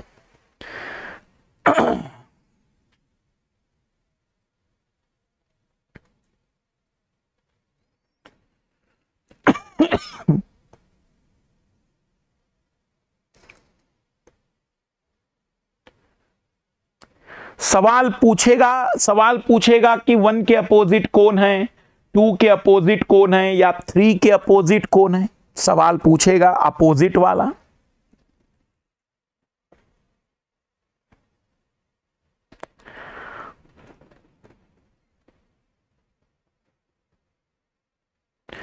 धन्यवाद धन्यवाद। इधर ध्यान देना, 1 के अपोजिट 3, 2 के अपोजिट 4। यहां गौर करिएगा सभी लोग, ध्यान से सुनना। ये आधी सरफेस है मेरे लाल लालियो, आधी सरफेस है, ये आधी सरफेस है। जब आप इसको फोल्ड करोगे ना, तो ये दोनों नजदीक आ जाएगी। जैसे सोचिए कि इस वाले को मैंने तोड़ दिया, ये चारों सरफेस, ये वाली और ये चारों सरफेस लाइन से आ जाएगी। लेकिन ये वाली सरफेस को मैंने यहां से बीच में से कट कर दिया हो तो आधा हिस्सा ऊपर चला जाएगा, आधा हिस्सा नीचे आ जाएगा। तो ये लेटरल सरफेस है, दोनों साथ साथ लेटरल सरफेस है। तो इन दोनों को जोड़ देंगे तो दोनों एक कंप्लीट सतह बनाएंगे, कंप्लीट सतह दोनों मिलकर, और वैसे ही दोनों मिलकर कंप्लीट बनाएंगे और वो दोनों सतह एक दूसरे के विपरीत होगी।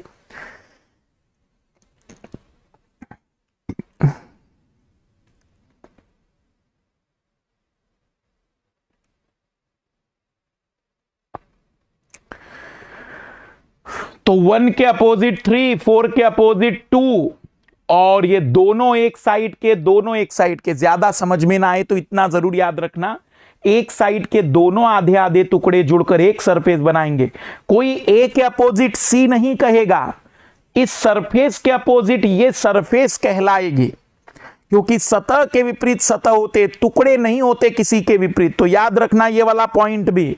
तो इस टाइप के ये 3 डायग्राम, तो पहले ये 3 डायग्राम ओपन डाइस में, या फिर ये 3 डायग्राम। लेकिन यदि स्मार्ट एग्जामिनर है तो इसमें एक बढ़िया सवाल बनाया जा सकता है। और वो सवाल क्या होगा? स्मार्ट एग्जामिनर हुआ तो वो आपसे कहेगा कि यदि इस ओपन डाइस को क्लोज किया जाए, यदि इस खुले पासे को बंद किया जाए, ओपन डाइस को क्लोज किया जाए, तो कौन सा चित्र इसी पासे का माना जाएगा? कौन सा डायग्राम इसी पासे को दर्शाने वाला माना जाएगा?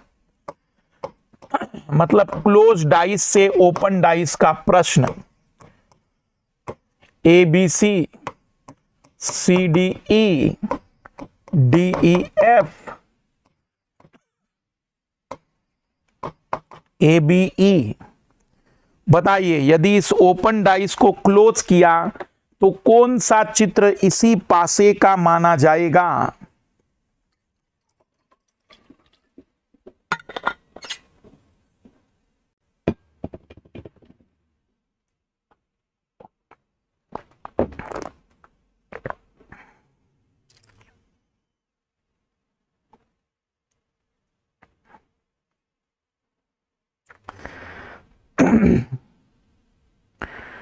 कौन सा चित्र इसी पासे का माना जाएगा?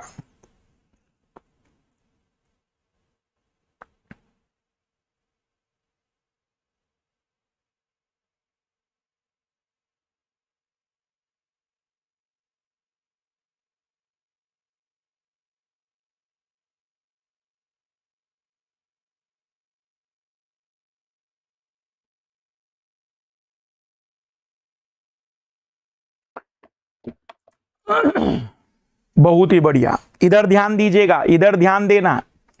सबसे पहले तो कौन किसके अपोजिट है ये तो श्योरिटी है सभी को।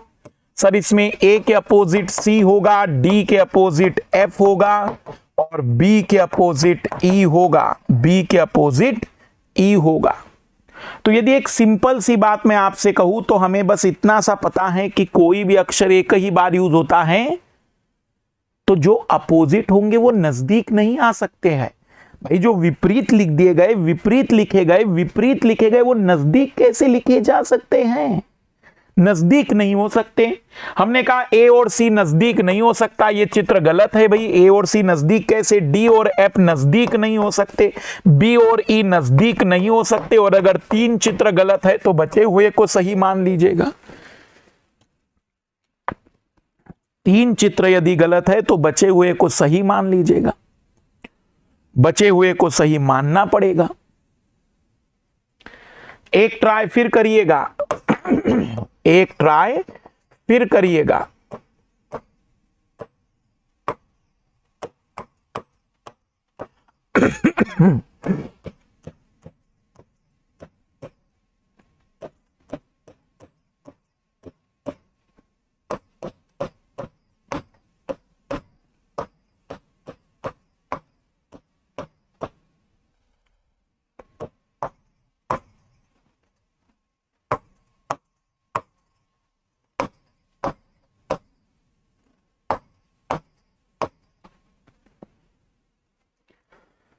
बताइए कौन सा चित्र इसी के लिए माना जा सकता है?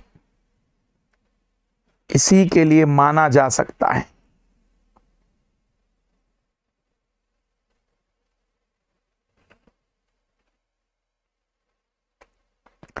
बस ज्यादा नहीं, 5-10 मिनट की क्लास बची है। 5-10 मिनट, चैप्टर पूरा कंप्लीट करके ही जाएंगे, चैप्टर पूरा कंप्लीट करके ही जाएंगे।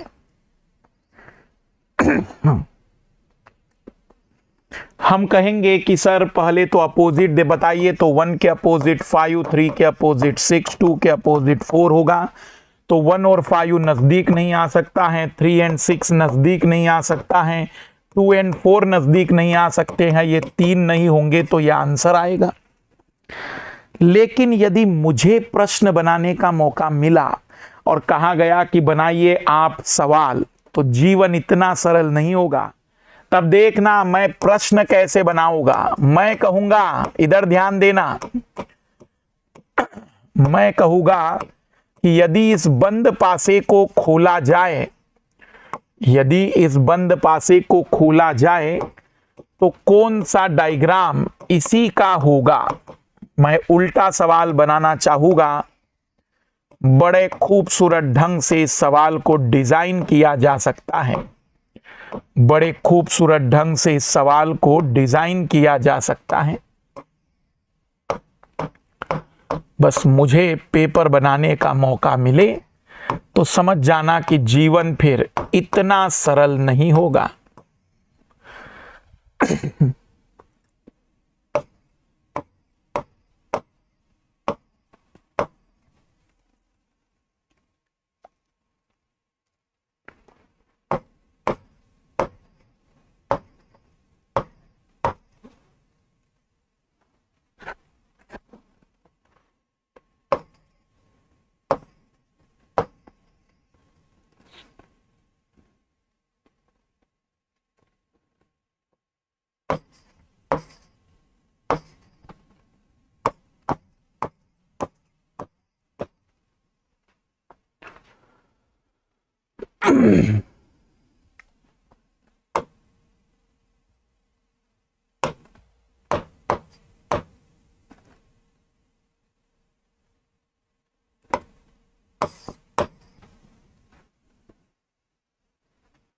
बताइए अब आप लोग क्या चुनेंगे आंसर के रूप में। अगर सवाल पूछा जाए कि कौन सा खुला पासा इसमें बन सकता है,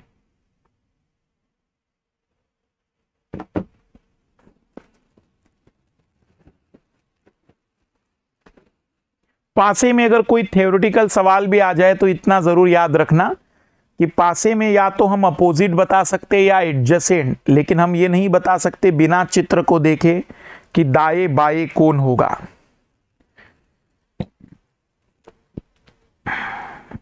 तो सबसे पहले इधर ध्यान देंगे सभी लोग।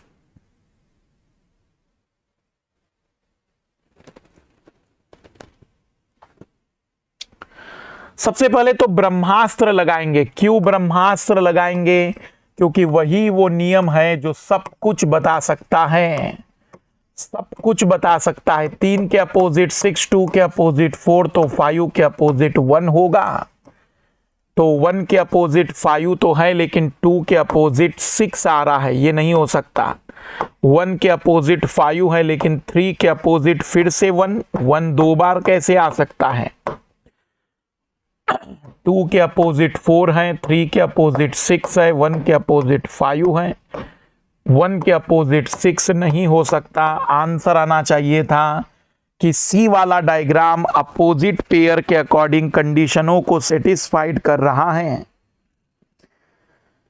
तो एक बड़ा और खूबसूरत सवाल है ये, ऐसे सवाल भी बन सकते हैं। और इसी के साथ पासा नाम का दूसरा टॉपिक कंप्लीट होता है।